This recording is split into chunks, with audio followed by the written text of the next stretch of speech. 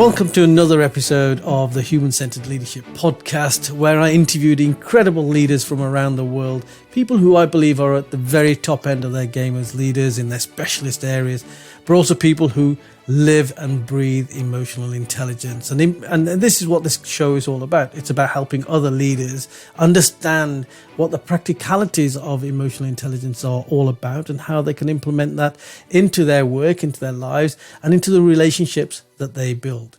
Talking about relationships, the person that I've got today is, I think, the master of relationships. Now, Andy Lopata is a really good friend of mine. We met on a course about a year or two ago now, I think it was.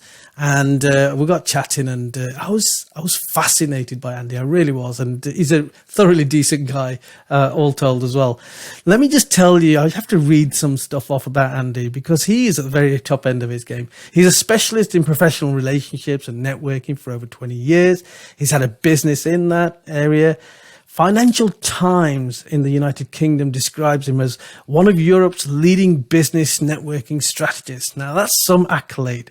And if that's not enough, the Independent newspaper, which is a huge newspaper in the United Kingdom, and of course Forbes, describe him as a true master of networking. He's an experienced speaker, a podcast host. I've been on his podcast, and I'm hoping that he doesn't pick out holes in my podcast here because I'm a newbie to all of this. He's the author of 5 books. I don't know where he finds the time. And as if that's not enough, he's a 2-time board member of the Professional Speaking Association, fellow of the Learning and Performance Institute, and master of the Institute for Sales Management. I need to go off and just get my head down for a bit because that's exhausted me. Andy, thank you so much for spending time here. You don't sound like a newbie at all, Kul. Thank you for having me.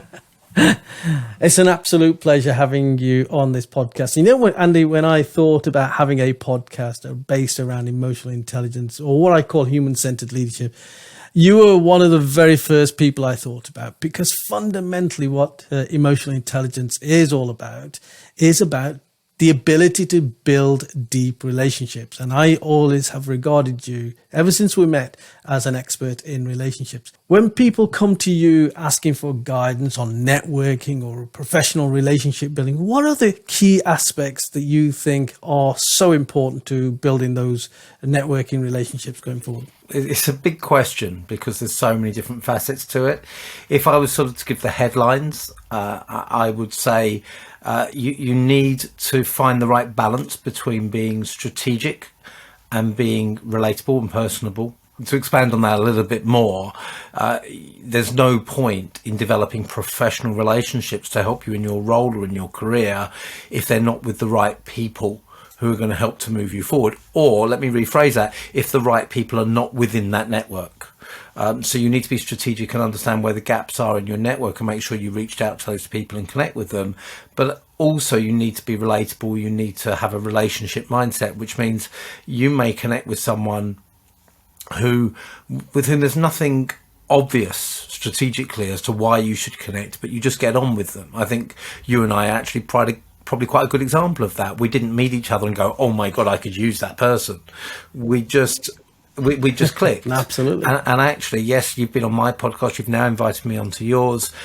That's 2 years later, but the connection at the beginning was so strong that we were able to do that.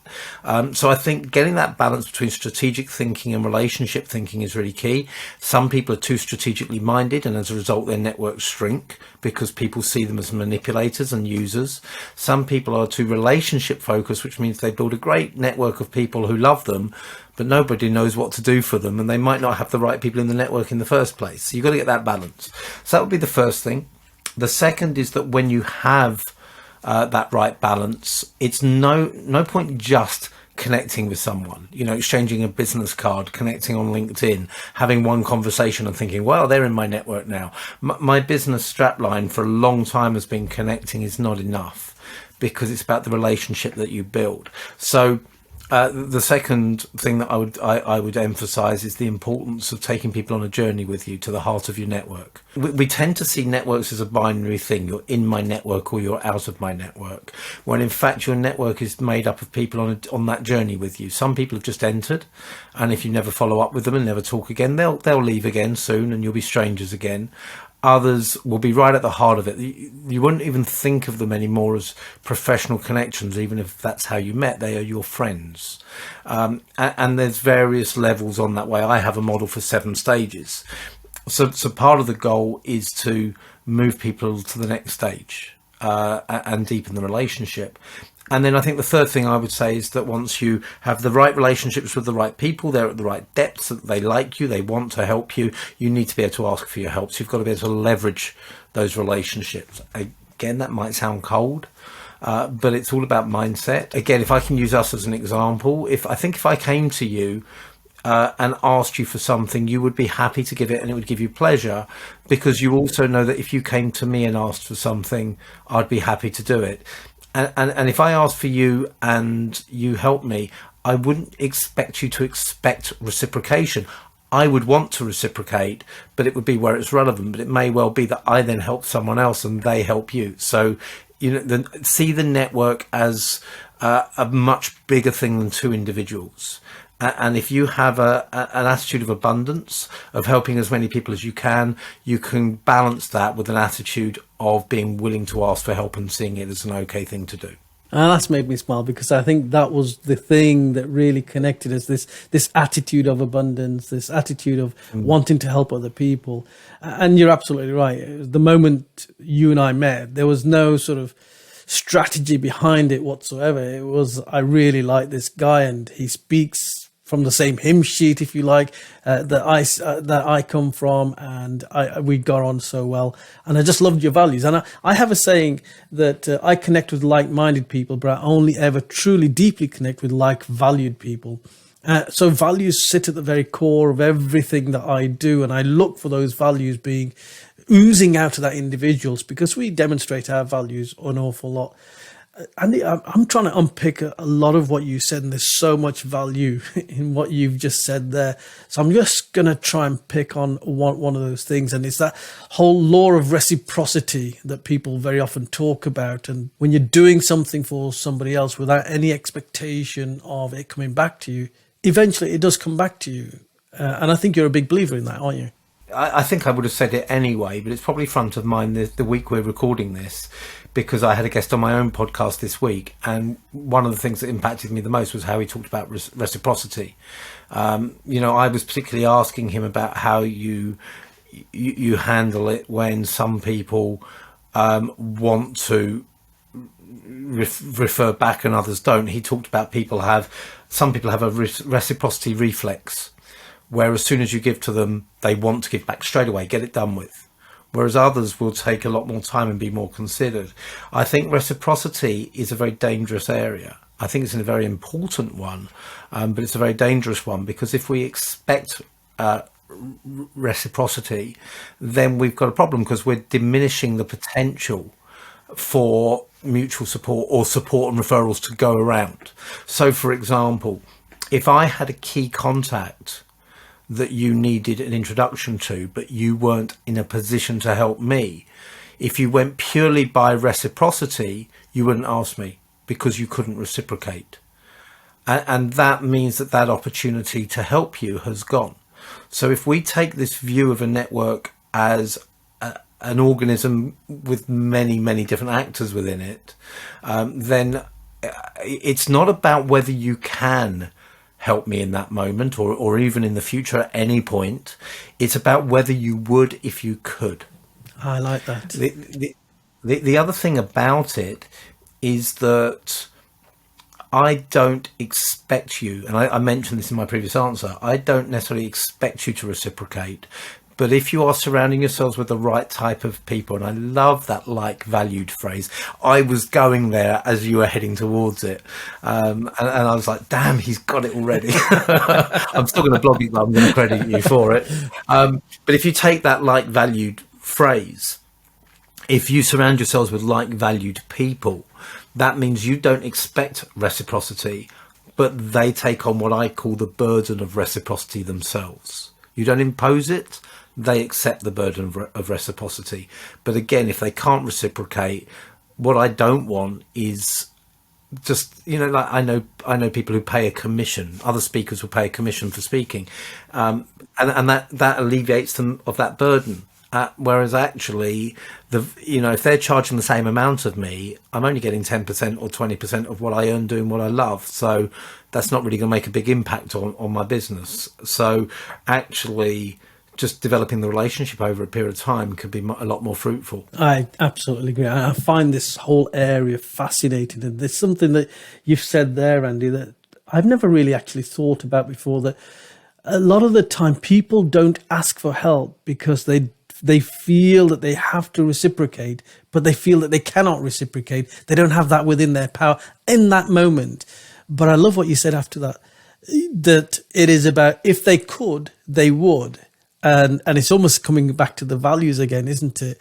You would still have that valued relationship with that individual and still do what you could to help them because you know that they come from a deeper place. There's a good example of this, a good real life example. I do a lot of work with some big companies on their mentoring programs. So I will train up the mentors how to mentor effectively, and I'll train the mentees. Now, one of your issues with mentoring in its traditional sense, because I'm very aware there are different types of mentoring, including reverse mentoring, where people mentor people more senior than themselves. But in traditional mentoring, the challenge is, and again, for clarification, there are people who charge as mentors. I do it when it's focused on professional relationships. It's a commercial offering, but in the environment I'm talking about, it's when someone gives up their time for free to mentor someone else, and people say, why would they do that? And what can I give them to do it? What a good mentor would expect of their mentee is that they will, and here's the phrase, pay it forward. And it's a really good example of what I'm talking about. They're not expecting that mentee to give something back, other than one thing that I'll come on to that's very, very important. But they're not expecting an exchange of services or time or whatever it might be. They're expecting that when that mentee reaches their position, they will be doing the same thing for the next person along. And I think that's a really good illustration of the point. The one thing that a mentor expects back, the one thing that if you refer someone, you should expect back, is appreciation and feedback. You need that appreciation and feedback because that's where the relationships can break down. If you don't have that appreciation and feedback, you feel taken for granted, you feel undervalued. Let's go back to that word value again. And there's no future in that relationship, and the mutual support dies out. Where you're coming at with all of this is really that depth of relationship building. So a good relationship is one where there's no expectation of anything in return, but inevitably there is something that comes back from that. And you're talking about mentoring there. One of the reasons why I have mentored so many people is because other people have mentored me in the past. So this thing that you're talking about, this expectation of paying it forward, is exactly what I've done without even realizing it. And all the people that I've ever mentored, I've never expected anything back from them, but for them to pay it forward themselves. The flip side of that, not the flip side, but the other part of the equation, that appreciation. I interviewed for my podcast Bob Lefkowitz, who won the Nobel Prize in chemistry. And he has gone on to mentor 200 people. Wow. Including someone else who became a Nobel laureate as well. And many of them have won awards globally for their work in sciences. And for him, the pleasure he derives from seeing the success of his mentees who all stay in touch with him is probably worth 10 times anything that they could give back to him in a commercial term. So sometimes, and it goes back to what I was talking about, speakers paying commission for an engagement. Sometimes what you can give back intangibly is so much more valuable. And we're talking about emotional intelligence. It's valuable emotionally than something that could be measured. Do you know what? There's a phrase that I once heard that I still live my life by, and that is that the mark of an outstanding leader is not how good a leader technically you are, but how many leaders you create. And I don't think there's any greater appreciation of leadership than to see those that you've mentored doing really, really well, because you know that you've gone on to create other leaders behind you. I see life as this constant sort of conveyor belt that people come on from one end and eventually will drop off at the other end in their leadership journey. But we have to make sure that there are people always along that conveyor belt, coming along and growing and developing. And mentoring does that. Mentoring is critical, and people, I don't think, understand the power of coaching and mentoring within either the corporate context or within life, generally speaking. I think it's such a valuable thing. And mentoring has been around for centuries. It's a stuff that of legends, really. It's what our elders used to do with us. That this form of mentoring in the family or within our community. And if you think of the story of the great Romans and the Greeks, there are stories of mentors there. So you're right; it does go back centuries. It goes back to classical times, and I think it's part of human nature. Adults teach children. It's mentoring. All we don't want to be taught when we're adults, do we? We've got past that, so we rename it something. But effectively, it's human nature that we pass on what we learn to the people that are coming after us, whether it's our kids or whether it's other people in our organisation. The other beauty of it is, and again, this comes back to natural reciprocity, which we haven't really talked about, so it doesn't come back to it, it comes to it, is we learn. As people develop, we learn from them. So great mentoring relationships evolve into a co-mentorship.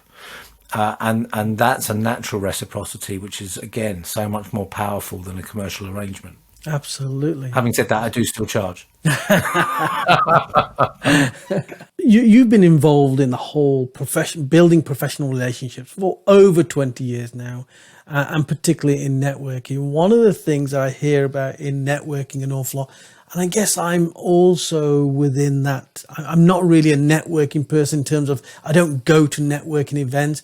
Maybe there's one or two specific groups that I'm involved in, but by and large, I'm not one that goes into a room full of individuals. I am that introverted person that probably sits in one corner and observes. I'm an observer. What advice? I mean, you've run these kind of events, and you know these events, and you know the value that these events can bring. What advice would you give to somebody who really doesn't want to be there, is extremely nervous? What would you say to them in terms of building relationship that would put them at ease? Well, I think there's a couple of things there. First of all, just to stress, although my background is in networking events, and I spent 8 years running an organisation that had networking groups around the UK and in Spain, I think that they play their role, but the pudding is somewhat over-egged. They play a fantastic role, but too many people misunderstand that role. And even when I was running them, I couldn't understand why people leaving a corporate job, starting their own business, would come and ask a group of strangers to help them build it before they'd ask their friends and family and former colleagues. And I think that they have the reputation of being about finding a client, finding a new job, finding that person. And from that has evolved the awful idea of the elevator pitch. So the classic networking dance, I call it. What do you do? Elevator pitch. And what do you do? Elevator pitch. Lovely to meet you. Have you got a card? Thank you very much. And people go their separate ways. And that sucks the soul out of conversation. And that's why people hate that scenario. So the first piece of advice I would give is, if you are going to a formal event, whether it's something like a local chamber of commerce, a BNI type breakfast meeting, whatever it might be, or whether it's a 3-day conference for your industry, don't go looking for the person that's going to solve your woes or give you a client or be your client or whatever it might be, because why would they when you're a stranger?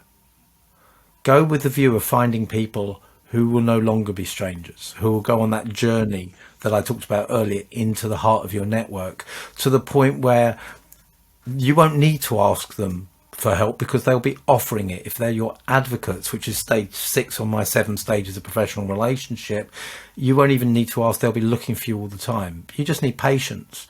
So the phrase I always used to use when I taught networking skills was sell through the room, not to the room. So build the relationships so that people then recognize opportunities for you moving forward. And then you will find it will work so much better. The beauty of that approach is that it takes all the pressure off, and you can just focus on finding people you like rather than worrying about getting your elevator pitch right or are they the right person for you.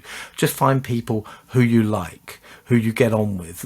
We used the example of when we met initially. We didn't exchange elevator pitches as far as I remember. It's very unlikely, knowing me, that we did. If you had asked me what I would do, I would probably have changed the subject. It helped that we were on a 3-day course. I was there for 2 days, I think, but you couldn't exactly escape me, so there would be plenty of opportunities to chat. So just focus on being yourself, finding people you like. The other thing I would say is, if you are an introvert who really struggles in big groups, then go for smaller meetings and ask the people you know already to introduce you to people you should meet. And then go for breakfast meeting with them, or lunch meeting, or go for a coffee, or have a Zoom coffee, or whatever it might be with them. But events are a tool in the networking process. They're not networking, and they do play a role. I don't want to underplay that role and the benefits they bring, but they're not the be all and end all. Such wisdom there. And I'll say that the second way that you've described for introverts to build relationships is exactly what I do. I build relationships with very, very small groups, with individuals preferably, and those individuals then introduce me to other individuals, and I end up going for lunch or coffee with them, and I feel much more comfortable doing that. And 90% of my business actually comes from referrals, as opposed to me going to showcase my talents at a networking event or a conference. And that's the power of building solid, powerful relationships. I think that the beauty of networking events, if I was to look at one prime value for them, it's efficiency and time efficiency.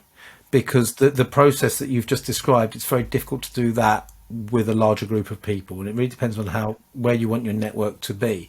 So the events I go to, I will tend to be going in order to see people again who I've met a handful of times. And I'm building those relationships by increments through visibility. So it's not the case that straight away you meet someone new and they'll meet with you, particularly if you're dealing with senior individuals in big organizations. But if you're around them and they see you and they hear your name mentioned a few times, then they open up, and events can play a great role in making that happen. So it's much more likely that I will attend something with a view to just raising my visibility with people I already know. Just before Christmas, one of my clients, an organization that I do a lot of talks for, had a virtual networking event. It's the first one I went to. I've been avoiding them like the plague. But I was quite intrigued by the setup, and they also fit the bill of the people who congregate, tend to be people whose radar I want to be on. So I thought, fine, I didn't have much time. I'll pop in for 10 minutes. I'll wheedle around the virtual room. I'll have a few conversations, and I'll just make sure I see a few people virtually. And you basically, it was quite strange, but you have a map of a venue, and you follow your avatar around. And when you're near someone, both your videos come on. Quite an interesting approach. But I was chatting to the person running it, and someone else came in who was very senior in one of the big 4 consultancies. And so he joined our conversation. I sent him a LinkedIn connection request afterwards, and he came back to me and said, let's have a chat. And we had a great call last week. So going to an event really helped, because it was serendipity that brought us together. And if I hadn't have been there, even just for 10 minutes, I wouldn't have had that opportunity to chat. And if I'd have been able to stay for longer, that might have happened several times. What allowed us to accelerate to a virtual meeting so quickly was because I clearly saw that the person who hosted the event trusted him and valued him highly. He could clearly see that she felt the same about me. So when I sent the LinkedIn connection request, I acknowledged that. So you use that virtual connection and the trust, what I call associated trust implied, to say, we really should connect. And you've just touched in on LinkedIn there, which is, networking yet again. But, building that whole concept of relationship building, there are far too many. And by the way, it was a LinkedIn course that you and I both met on. So it's apt that we finish off talking about LinkedIn. Our mutual friend, Sam Rathling, ran a wonderful course. She's at the top end of her game when it comes to LinkedIn, as far as I'm concerned. So I just want to give a shout out to Sam Rathling. If you don't know anybody within the LinkedIn world, she's the person to know. But in LinkedIn, Sam would say, and you would say, don't just go out connecting with people. Go out there, build relationships with people, and just as you would do in the real world or in a virtual conference, it's that whole concept of that 7-touch philosophy in marketing that they very often talk about. You have to meet these people over and over again and form a deeper relationship each time. And very often that's about finding mutual ground. Definitely. And I would echo the shout out for Sam. I met Sam when she referred me into one of her big clients, and I've now referred her into my clients. I do LinkedIn training, but I don't do it to the depth she does. So when they want to go to the next level, a new sales navigator and so forth, I refer Sam in and absolutely without fear, because I know she delivers a fantastic job. You said at the beginning of that question, and LinkedIn is another networking tool. Let's lose the word networking because of all the associations it has and just talk about relationship building. LinkedIn is another relationship building tool. It absolutely is. That reframes the whole thing. It reframes how you approach it. One of LinkedIn's advantages that I talk about a lot is what I call the ability to stay insight in mind. So it's very similar to what I was saying about events. It's the visibility piece. And where I think LinkedIn is really powerful is once you have connected with someone, you can be engaging with them through your content and you can be engaging with them through theirs. So I set my clients a 10-minute challenge, and the 10-minute challenge is to spend 10 minutes every day going through their newsfeed, liking, commenting, or sharing posts. And they get 1 point for a like, 2 points for a comment, 3 points for a share, because each has a different level of impact on the other person, the person posting. And your comment has to be meaningful, and you have to editorialize the share, so you say why you're sharing it. And if you do that, you're investing in what Stephen Covey would call your personal bank account, with the relationship with that person. So LinkedIn is incredibly powerful for doing that. And it's quite funny. I was running a LinkedIn session last week, and someone was very skeptical about it, and we were talking through it, and I realized I had the perfect example to answer him. Like all these things, I remembered it the day after, but I spoke in Bucharest about, I would guess, 7 to 10 years ago. And I remember it was very funny because my surname is Eastern European in origin, but it's Eastern European in origin. It was a conference in Romania. All the other speakers were Romanian. And this guy, I think, was one of the sponsors or other speakers. And he sat there and he was really looking at the details of my talk, really interested. And when I got up to speak, he'd assumed I was Romanian because the surname is Eastern European. He thought two things. He thought, wow, this guy speaks really good English. And why is he speaking in English? But we had a good chat afterwards and we connected on LinkedIn. Now, I am very confident that if we hadn't connected in LinkedIn, nothing else would have happened, because it would have been one of those chats you have at a conference. You might exchange cards, exchange a couple of emails, and that will be it, because there was no driver for more. 3 years later, he contacted me and he said, Andy, I'm running my own leadership conference in Timisoara. And I really want you to come and speak. Timisoara, for those that don't know, I think it's to the west of Romania. It's where the revolution started against Ceausescu. And he said, I'd really like you to speak. And I said, I don't speak on leadership. Since then, this was the spark for my book, Connected Leadership, funnily enough, many years later. He said, I've followed your work since we met. You can speak on leadership. And so I developed my first ever Connected Leadership talk from that point. And I went to Timisoara, spoke in the Symphonic Hall, and had an absolutely amazing time, wonderful trip. And it was because we connected on LinkedIn and he stayed engaged with my updates. So even though we hadn't spoken in that 3 years or whatever it was, he felt connected to me. And I hear that so often. People I haven't spoken to for years say, I love what you're doing. And it's so powerful. So that would be there's so much from LinkedIn. I mean, what I teach above anything else is how to get referrals through LinkedIn. But in terms of relationships, that would be my number one tip. I think it's incredibly powerful. I have to agree. I mean, since going on Sam's course and playing around with LinkedIn, developing relationships and doing all the things that you've talked about there, Andy, there are people within LinkedIn who have got huge followings. I've reached out to them, but because I'm commenting regularly on their posts and engaging, they have said, yes, absolutely, I'll talk to you. I had a conversation with somebody yesterday who's got a huge following, and I asked her to be on the podcast, and she said, let's jump on a video call, and we sorted it straight away. And that's the beauty of relationship building. You know, Andy, and I could talk to you forever about relationship building and human-centered leadership, but we've actually come to the end of our time. We might have to have another episode because I need to dig into that mind of yours. There's just so much wealth in there, and you've got so much to share. But thank you for spending half an hour with us in your busy schedule and sharing so much wisdom, Andy. My pleasure. Thanks for having me on. I think it's a great topic to explore.